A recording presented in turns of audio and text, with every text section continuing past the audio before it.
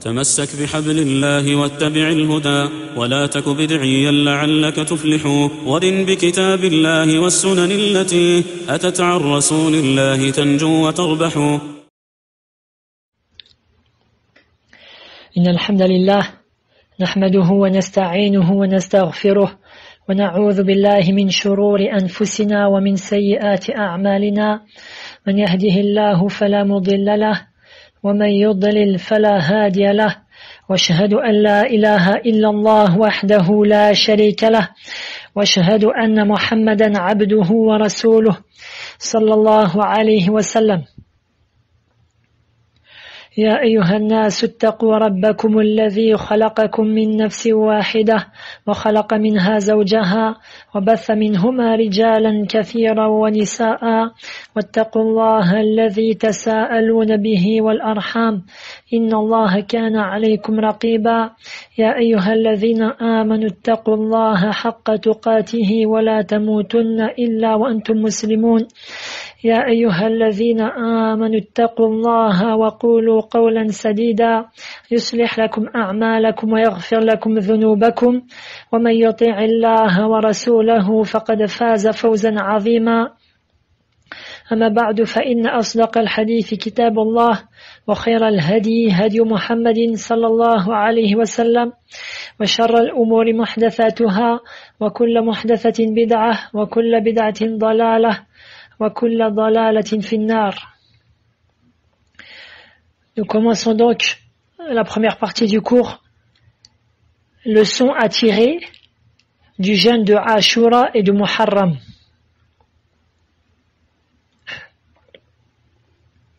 Le mois que nous vivons actuellement est le mois donc de Muharram, qui est le premier mois de l'année hégirienne et qui fait partie des 4 mois sacrés.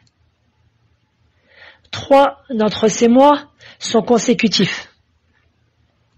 Dhul Qi'dah, Dhul Hijjah et Muharram.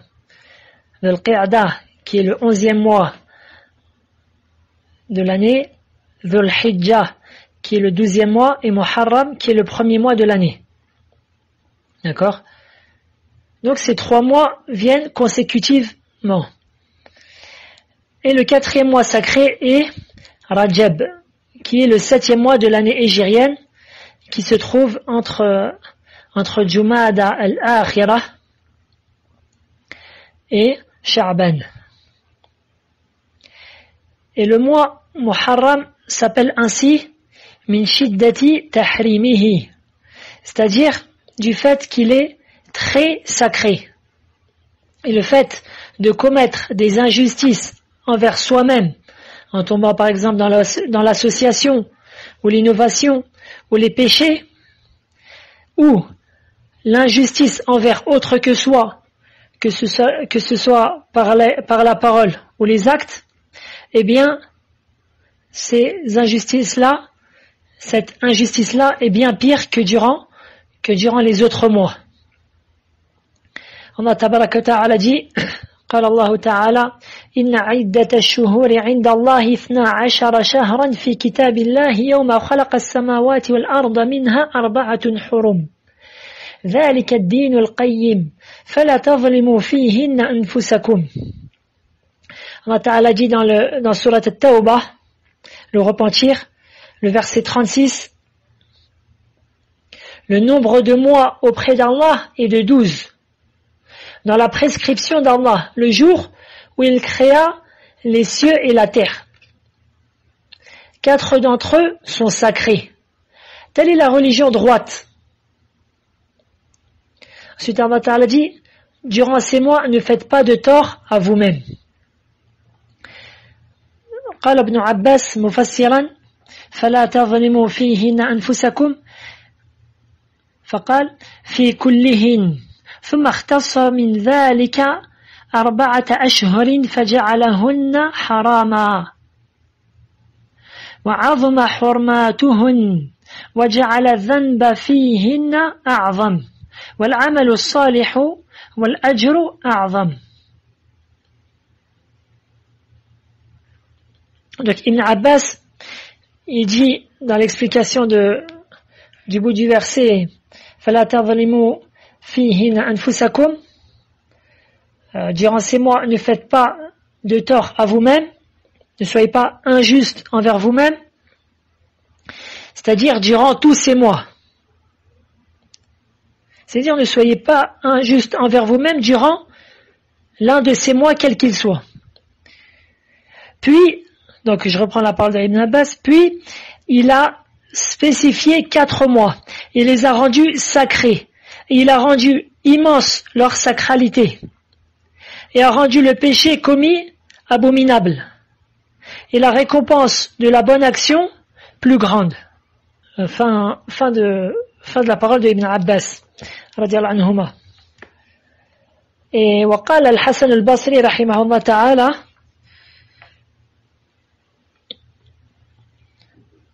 إن الله افتتح السنة بشهر حرام وختمها بشهر حرام فليس شهر في السنة بعد شهر رمضان أعظم عند الله من المحرم وكان يسمى شهر الله الأصم من شدة تحريمه.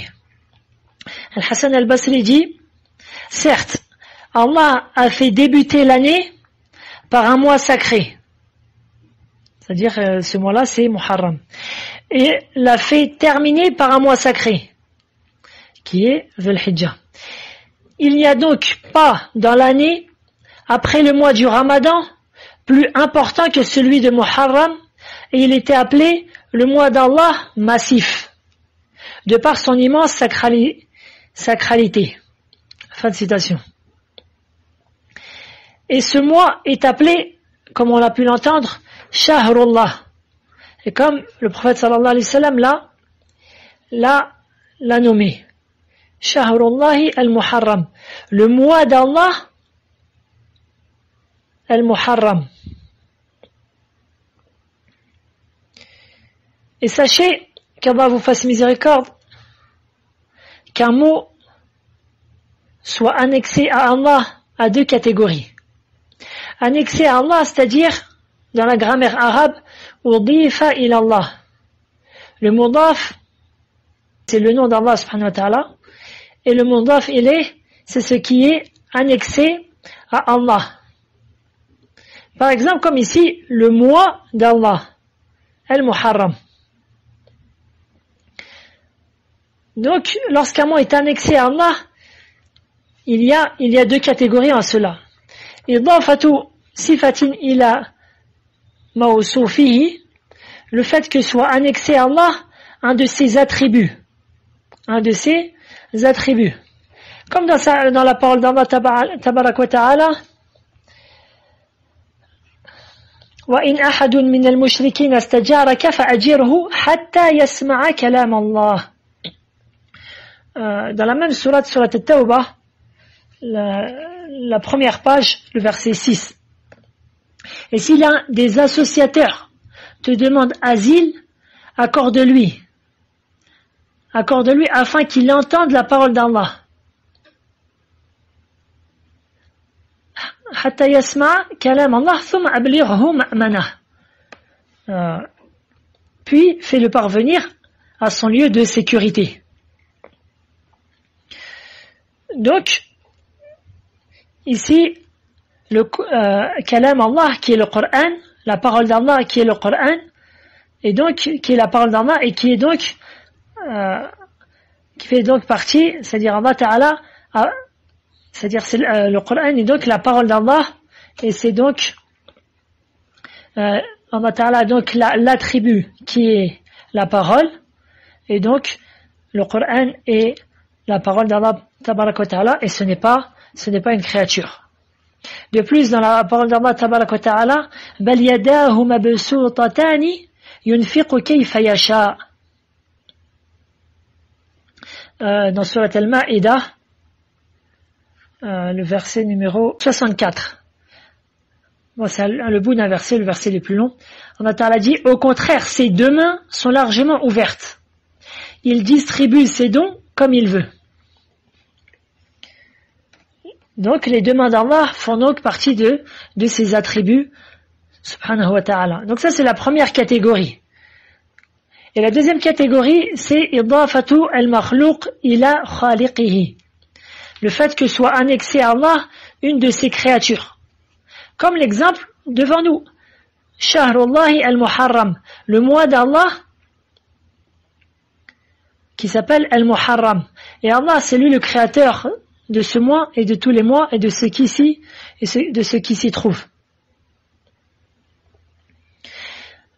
قال ابن رجب رحمه الله تعالى وإضافته إلى الله تدل على شرفه وفضله فإن الله تعالى لا يضيف إليه إلا خواص مخلوقاته. Donc Ibn Rajab rahimahullah dit, et le fait que ce mois ait été annexé à Allah, le mois d'Allah al-Muharram, montre son honneur et son mérite. Car n'est annexé à Allah que ces créatures exceptionnelles. Ensuite, Ibn Rajab, rahimahullah, a cité en exemple Baytullah, la maison d'Allah, ou les maisons d'Allah. La maison d'Allah qui est la mosquée, et qui montre ainsi la valeur de celle-ci. Et aussi, par exemple, dans le Coran, Naqatullah, la chamelle d'Allah, dans le récit de Salih, alayhi salatu salam, et son peuple Thamoud, comme vous le trouvez dans Surat al-Shams, que vous connaissez tous par cœur, Inch'Allah. Donc voilà pour cela. Maintenant, le fait que ce mois, al-Muharram, ait été annexé à Allah, nous prenons de cela deux grands bénéfices. Le premier est que c'est Allah qui l'a rendu sacré et qu'il n'est permis à personne de changer cela. Contrairement à ce que faisaient les gens de la Jahiliya, de l'époque de l'ignorance pré-islamique, qui changeaient la date des mois sacrés. Car durant les mois sacrés, il n'est pas permis de combattre ce que savaient bien les gens de la période pré-islamique de par ce qui restait de la religion d'Ibrahim, alayhi salatu salam. Et le fait de ne pas combattre durant ces mois les dérangeait. Donc, il leur arrivait de changer la date des mois afin d'ôter, de supprimer au mois de Muharram sa sacralité et de rendre permis le combat. Il rendait permis ce qu'Allah a rendu illicite et tombé dans l'immense péché. C'est ce qu'ils appelaient an-nasi, c'est-à-dire le report d'un mois sacré vers un autre. Allah Ta'ala dit dans Surat al-Tawbah, toujours la même sourate, le verset 37, إنما النسيء زيادة في الكفر يضل به الذين كفروا يحلونه عاما ويحرمونه عاما ليواطئوا عدة ما حرم الله فيحلوا ما حرم الله زين لهم سوء أعمالهم والله لا يهدي القوم الكافرين. Donc dans la traduction approchée, le report d'un mois sacré à un autre est un surcroît de mécréance. Par là, les mécréants sont égarés. Une année, ils le profanent, et une année, ils le font sacré, afin d'ajuster le nombre de mois qu'Allah a fait sacré. Ainsi rend-il profane ce qu'Allah a fait sacré. Leurs méfaits leur sont enjolivés, et Allah ne guide pas les gens mécréants. Donc, ça c'est le premier bénéfice que on prend du fait qu'il s'appelle Muharram, à savoir qu'en réalité, seul Allah Ta'ala l'a rendu sacré et personne n'a le droit d'enlever la sacralité de ce mois. Le deuxième bénéfice du fait que ce mois est annexé, ça c'est le premier bénéfice, excusez-moi, que le mois est annexé à Allah. Et le deuxième bénéfice que ce mois est annexé à Allah est le fait que le jeûne y est très recommandé. le jeûne y est très recommandé. Maintenant, quelqu'un me dira, mais quel est le rapport entre cela et le jeûne? C'est ce qu'on va voir. Déjà, la preuve que le jeûne y est très recommandé, ce qu'a rapporté l'imam Muslim عن أبي هريرة رضي الله عنه قال رسول الله صلى الله عليه وسلم أفضل الصيام بعد رمضان شهر الله المحرم وأفضل الصلاة بعد الفريضة صلاة الليل. Donc d'après Abi Huraira, le messager d'Allah sallallahu alayhi wa sallam a dit: le meilleur des jeûnes après celui du Ramadan est celui du mois d'Allah al-Muharram. Et la meilleure des prières après l'obligatoire est la prière de nuit. Et nous allons revenir plus tard sur ce hadith. Et le fait que le jeûne il soit fortement recommandé lie le fait et en relation avec le fait que ce mois al-Muharram ait été annexé à Allah. Et la preuve est le hadith Qudusi qu'a rapporté l'imam al-Bukhari et Muslim selon de nombreuses versions.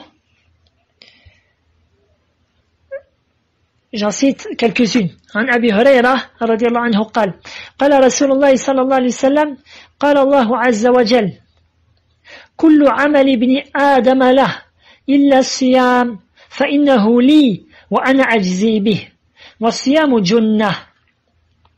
D'après Abi Huraira, le prophète sallallahu alayhi wa sallam a dit: Allah, le Tout-Puissant et le Majestueux, a dit: tout ce que le fils d'Adam accomplit lui appartient, à l'exception du jeûne qui m'appartient, qui est pour moi, et c'est moi qui en fixera la récompense. Le jeûne est un bouclier. Et dans une version, وهذا لفظ رواية البخاري وفي رواية له كذلك يترك طعامه وشرابه وشهوته من أجلي الصيام لي وأنا أجزي به والحسنة بعشرة أمثالها.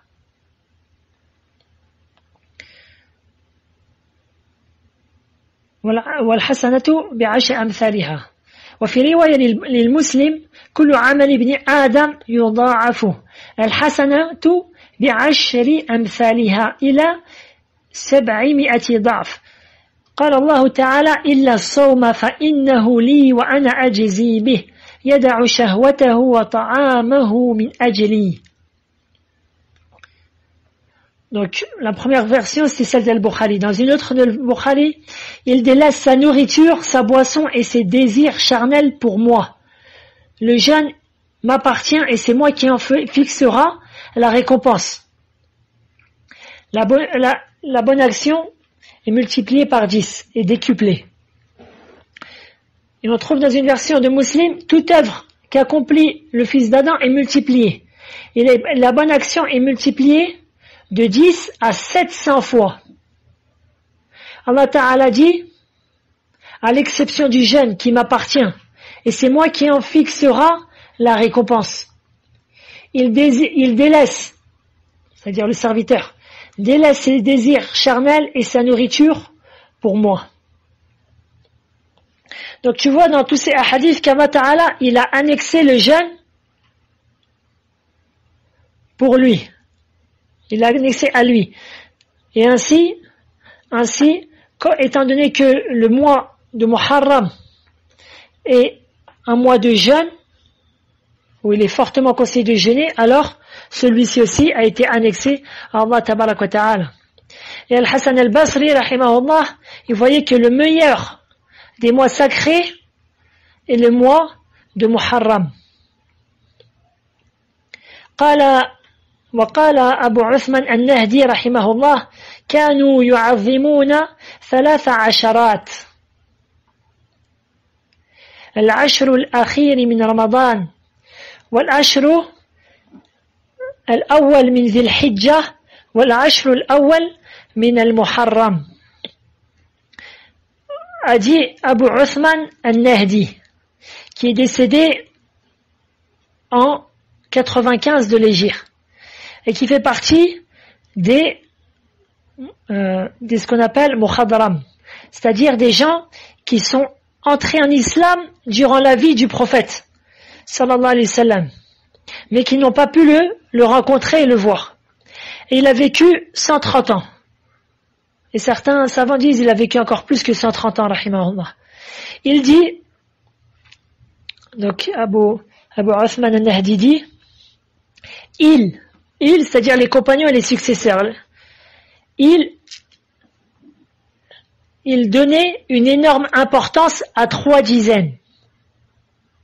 Les 10 premiers jours de Ramadan, les 10 premiers jours de Dhul Hijjah et les 10 premiers jours de Muharram. Fin de citation. Et donc nous sommes encore dans ces 10 premiers jours de Muharram. Et Qatada, rahimahullah, qui est un successeur, a interprété la parole d'Allah tabaraka wa ta'ala wal fajr par le fait qu'Allah jure sur la première prière du fajr. La première prière du fajr, le premier jour de Muharram, qui ouvre la nouvelle année. Ce qui nous montre, c'est-à-dire l'importance de cette prière-là, qui est donc la première prière de Subh, d'Al-Fajr, le premier jour de Muharram. Ainsi, il est bon pour nous de multiplier le jeûne durant ces jours remarquables. Et nous avons entendu l'immense récompense du jeûne dans les hadiths précédents. Et pour ne pas faire long, j'ajouterai un seul hadith qui nous montre encore la valeur du jeûne, à savoir ce qu'a rapporté l'imam Ahmad ibn Hanbal, rahimahullah, dans Al-Musnad, et qui a été rendu authentique par Sheikh Al-Albani et d'autres. عن أبي أمامة الباهلي رضي الله عنه قال قلت يا رسول الله مرني بعمل قال عليك بالصوم فإنه لا عدل له قلت يا رسول الله مرني بعمل قال عليك بالصوم فإنه لا عدل له. Donc Abi Umama al-Bahili dit, j'ai dit, ô messager d'Allah, ordonne-moi une œuvre. Il dit, jeûne, car cette œuvre n'a pas d'équivalent. Je dis, ô messager d'Allah, ordonne-moi une œuvre. Il dit, jeûne, car cette œuvre n'a pas d'équivalent. وفي رواية أخبرني بعمل يدخلني الجنة قال عليك بالصوم فإنه لا عدل له ou قال لا مثل له. Et dans une autre version, elle est aussi authentique, informe-moi, c'est-à-dire Abu Umama al-Bahili a dit, informe-moi d'une œuvre qui me fera entrer au paradis. Le prophète sallallahu alayhi wa sallam dit, jeûne, car cette œuvre n'a pas d'équivalent.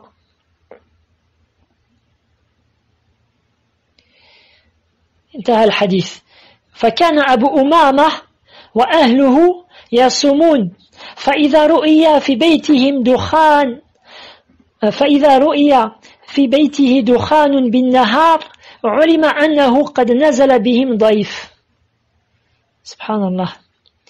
Après cela, Abu Umama radiyallahu anhu et sa famille jeûnaient tellement, après avoir entendu cette parole-là, ils jeûnaient tellement que lorsqu'apparaissait de la fumée de sa maison en journée, on savait qu'il recevait un hôte, c'est-à-dire un invité.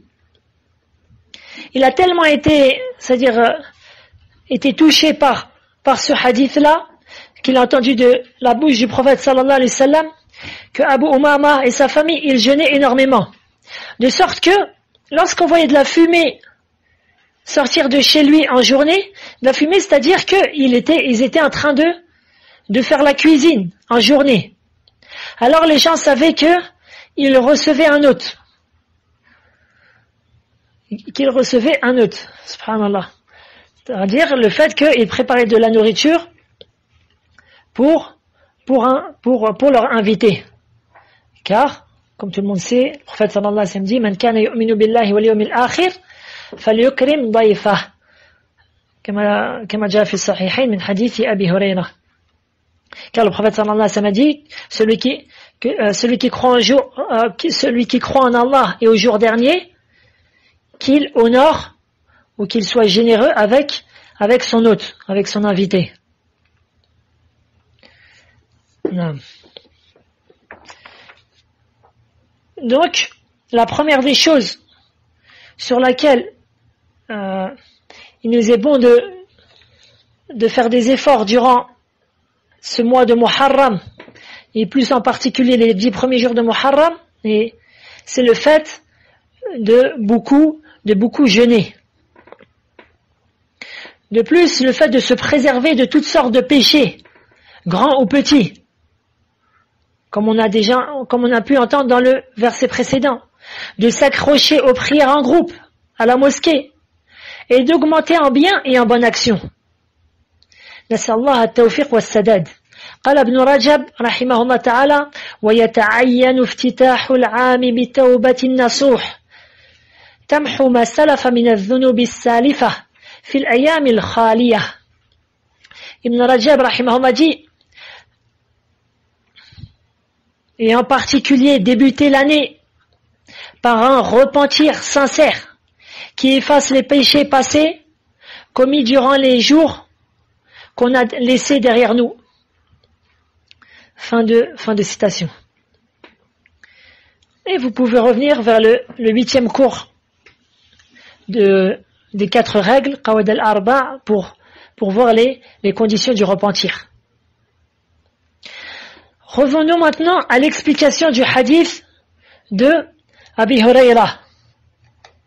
Le hadith que j'ai cité, donc le prophète sallallahu alayhi wa sallam dit, le meilleur des jeûnes après celui du Ramadan est celui du mois d'Allah al-Muharram. Et la meilleure des prières après l'obligatoire est la prière de nuit, rapportée par l'imam Muslim.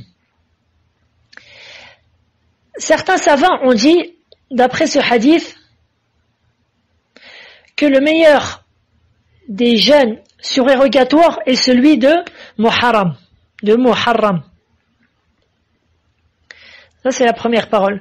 Deuxièmement, certains savants ont dit que le meilleur des mois, lorsqu'il est jeûné entier, est celui de Muharram, bien sûr après le mois du Ramadan. Tandis que certains jours en dehors de Muharram peuvent être meilleurs que certains autres présents dans Muharram. J'explique. Le fait que jeûner tout Muharram, c'est mieux que de jeûner, d'après cette parole-là, tout le mois de Shawwal, tout le mois de Sha'ban, tout le mois de Rajab, tout le mois de Dhul-Hijjah. Même si ceci n'empêche pas que certains jours d'un autre mois soient préférables à certains jours du mois de Muharram. Par exemple, le fait de jeûner le jour de Arafah, qui fait, par la permission d'Allah, qui efface, qui est la cause de l'effacement de 2 années de péché, alors c'est meilleur que jeûner un jour de Muharram. Ça, c'est une deuxième explication. Et il est bon à noter ici que le prophète sallallahu alayhi wa sallam jeûnait énormément durant le mois de Sha'ban. Il jeûnait sa très grande partie. Et il nous est pas rapporté qu'il jeûnait autant le mois de Muharram. De plus, le prophète sallallahu alayhi wa sallam nous a appris que le fait de jeûner le mois de Ramadan et 6 jours de Shawwal, qui est le mois juste après Ramadan, équivaut au fait de jeûner toute l'année. C'est ainsi que l'explication de l'imam Ibn Rajab, qui va suivre, est très judicieuse et perspicace. Il dit dans le sens: Le jeûne surrogatoire est de deux sortes. التطوع المطلق بالصوم, le jeûne surrogatoire absolu. Celui-ci, les meilleurs de ces jeûnes est celui de Muharram. Tout comme la meilleure des prières surérogatoires absolues est la prière de nuit. Comme on l'a entendu dans le hadith d'Abi Huraira. Deuxième catégorie de jeûne surrogatoire. Le jeûne surrogatoire qui est lié au Ramadan. Que ce soit avant lui ou après lui. Que ce soit avant lui, tel que dans le mois de Sha'ban, ou après lui, tel que le mois de Shawwal. Ceci n'est pas un acte surérogatoire absolu, mais plutôt, il est lié au jeûne du Ramadan. Le jeûne du Ramadan qui est obligatoire. Et ce jeûne qui est raccordé avec le Ramadan est meilleur que le jeûne absolu. C'est-à-dire que, selon la parole d'Ibn Rajab, ce jeûne-là, qui est raccroché avec le Ramadan, que ce soit le fait de jeûner le mois de Sha'ban, qui est avant le mois du Ramadan, comme le prophète sallallahu alayhi wa sallam, il jeûnait énormément durant ce mois-là, ou de jeûner 6 jours après le mois de Ramadan, au mois de Shawwal, alors ceci est meilleur que le jeûne de Muharram. Donc, pour résumer la parole d'Ibn Rajab, premièrement, le meilleur des jeûnes surérogatoires déterminés est celui de Sha'ban et 6 de Shawwal, car ils sont accrochés au jeûne obligatoire qui est celui du Ramadan. Ils sont donc tels que les prières rawatib, avant et après les prières obligatoires, et qu'ils ont pour rôle de compléter les manquements que le musulman peut avoir durant sa prière obligatoire. D'ailleurs, la majorité des savants, Jumhur al-Ulama, voient pour cette raison que les rawatib sont meilleurs. Les rawatib, donc vous les connaissez tous, c'est 2 raka'a avant la prière de Subh, 2 fois 2 avant celle de Dhuhr et 2 après celle de Dhuhr. Donc ça fait en tout 4. 2 raka'a après le Maghrib, ça fait 5. Et 2 raka'a après l'Aïcha, ça fait 6. 6 prières de 2 raka'a, c'est-à-dire 12 raka'a. Celui qui fait ça, Allah Ta'ala lui construit une maison au paradis. Comme est venu dans Sahih Muslim, hadith Salama radiyallahu anha. Bref, je reprends. D'ailleurs, la majorité des savants, Jumhur al-Ulama, ils voient pour cette raison que les rawatib sont meilleurs que le qiyam al-layl, la prière de la nuit.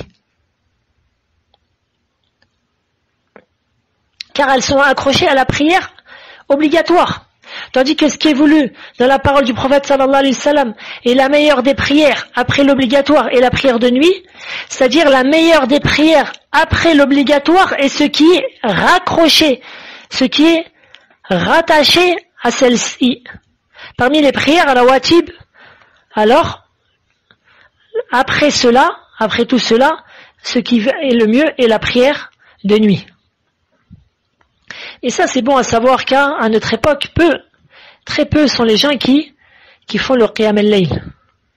Pourquoi? Parce que les gens, ils sont occupés jour et nuit entre leurs ordinateurs, la télévision, les portables, etc. La personne est toujours, c'est-à-dire elle ne cesse, les gens ils ne cessent de l'appeler, les gens ils ne cessent de la communiquer, et donc les gens, très peu malheureusement, prient la prière de nuit. Qiyam al-layl. Et donc celui qui ne peut pas prier Qiyam al-layl, qui prie au moins Shafa' al-Witr, et qu'il s'accroche au rawatib. Rawatib, que j'ai précité, jusqu'à que sa foi elle augmente, et ensuite, Inch'Allah, il rajoute petit à petit, wa billahi tawfiq. Et la deuxième chose à prendre donc de la parole de l'imam Ibn Rajab, rahimahullah, après le meilleur des jeûnes Après cela, donc, le meilleur des jeûnes absolus est celui de Muharram. Par exemple, entre le fait de jeûner un lundi, ou un jeudi, ou un mardi, quelconque, durant le mois, par exemple, de Dhul Qa'da, ou de Dhul Hijjah, ou de Rajab, ou autre, la plus grande récompense sera dans le fait de les jeûner ces jours-ci, lundi, le mardi ou le jeudi, durant le mois de Muharram. Donc voilà pour ce qu'on a pu prendre de la parole d'Ibn Rajab. Quant à la parole autour de Ashura, qui est le meilleur jour à jeûner de Muharram. Cela fera l'objet du cours de demain. Bi'idhnillahi ta'ala. Wallahu a'la wa a'lam. Wa sallallahu sallam ala nabina Muhammadin wa ala alihi wa sahbihi wa man ittaba'ahum bil ihsani ila yawmiddin. سبحانك اللهم بحمدك أشهد أن لا إله إلا أنت أستغفرك وأتوب إليك اللهم انصر المستضعفين من المسلمين اللهم اجبر كسرهم اللهم اشف مرضاهم اللهم اشف المحروقين يا رب العالمين واطفئ الحرائق يا رب العالمين والله أعلى وأعلم بارك الله فيكم